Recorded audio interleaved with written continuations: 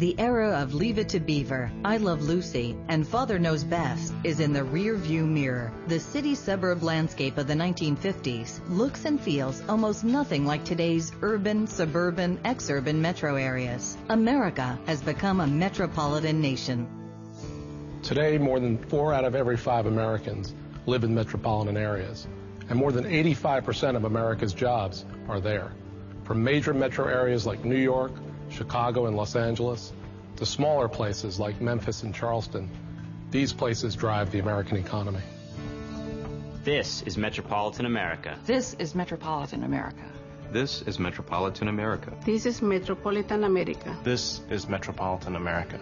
Enormous changes have transformed our country. Now a majority of our immigrants live in the suburbs. More single people than families with kids call the suburbs home. And there are more people below the poverty line who live in suburbs than in the center cities. The location of jobs has changed as well. City downtowns remain a vital part of metropolitan economies. But now, more than half of the nation's jobs are located 10 miles or more from the urban core. Metropolitan areas are vital to national prosperity because they're engines of the economy. So much of what happens in America happens in metropolitan areas. This is where you have a concentration of people, of assets, of resources, of history and services. From primary education to job training, from work to retail shops to recreation, from arts to culture, the broader metropolitan areas are central to our lives. It's where America really comes to play, live, and work.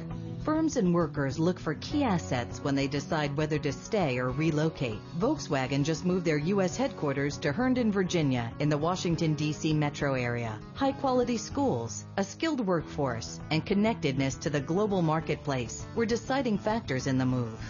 The metro areas are where a large group of the people live and work, and so that's the marketplace. We've got to make it more competitive. More effective in terms of transportation, education, the whole mix of things that make a community viable. Our economy, our individual opportunities, and our quality of life all depend on the health of our metro areas. From east to west, north to south, all across America, our metro areas face similar challenges and opportunities.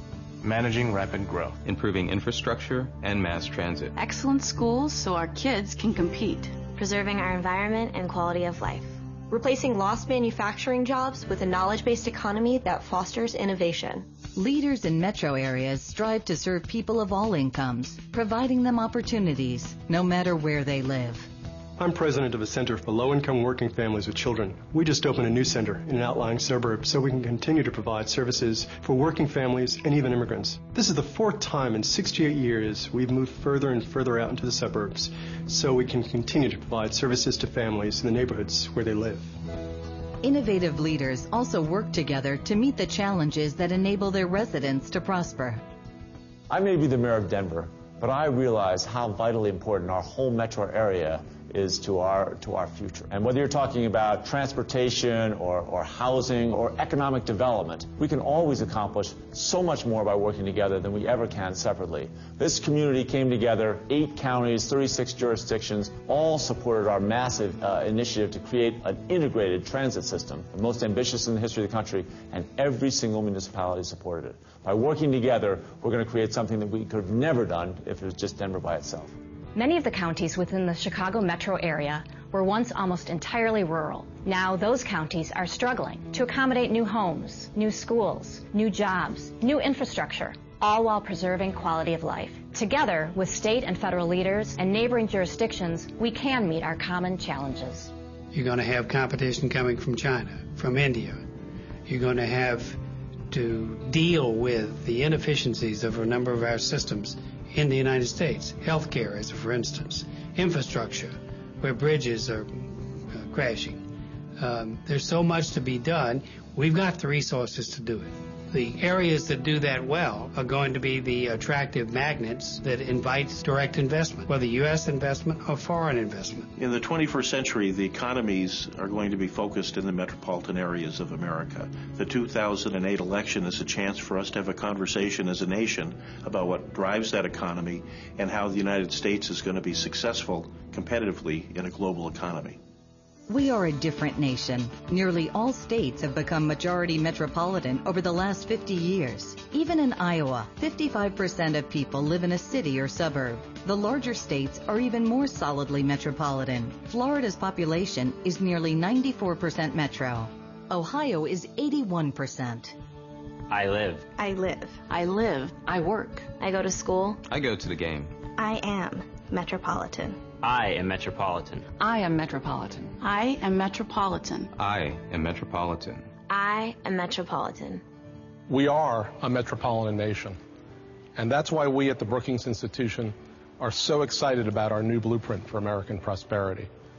With a series of solutions to the critical problems facing metro areas, we'll emphasize federal-local partnerships and work closely with businesses and entrepreneurs to unleash the potential of a metro nation.